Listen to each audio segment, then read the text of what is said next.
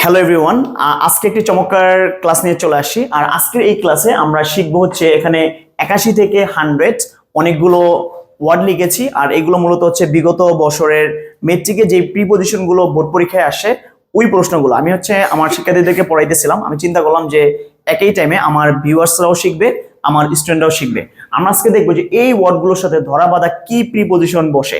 আশা করি যে এই ভিডিওটি সম্পূর্ণ দেখলে প্রিপজিশন রিলেটেড এই অ্যাপ্রোপ্রিয়েট প্রিপজিশনের যে সমস্যাগুলো আছে অনেকটাই কেটে যাবে। আর আমরা জানি যে অ্যাপ্রোপ্রিয়েট প্রিপজিশন হচ্ছে একদম ধরাবাঁধা প্রিপজিশন, যেই ওয়ার্ডটা থাকে ওইটার সাথে ফিক্সড প্রিপজিশন ইউজ করতে হয়, আদারওয়াইজ আনসারটা ভুল হওয়ার সম্ভাবনা অনেক বেশি থাকে।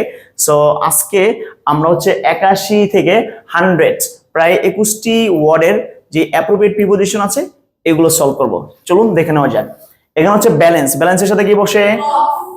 Of. Balance of, balance of হচ্ছে ভারসাম্য। আর ইম্পর্টেন্স অফ, ইম্পর্টেন্সের সাথে প্রিপজিশন অফ বসে। ফাইট এগেইনস্ট, ফাইটের সাথে প্রিপজিশন এগেইনস্ট বসে, কার বিপক্ষে? যুদ্ধ করা। নাম্বার অফ, সংখ্যা। Very good.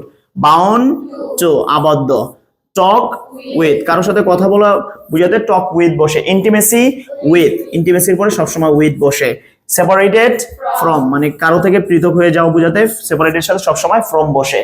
Selected for, very good. Adhere to, লেগে থাকে। Existed on, spare of. Held in, use for. Interest in, acquainted with, acquainted with মানে হচ্ছে কারোর সাথে পরিচিত হওয়া। Solution to, desire of or desire of or desire for, হ্যাঁ desire of মানে হচ্ছে ইচ্ছা।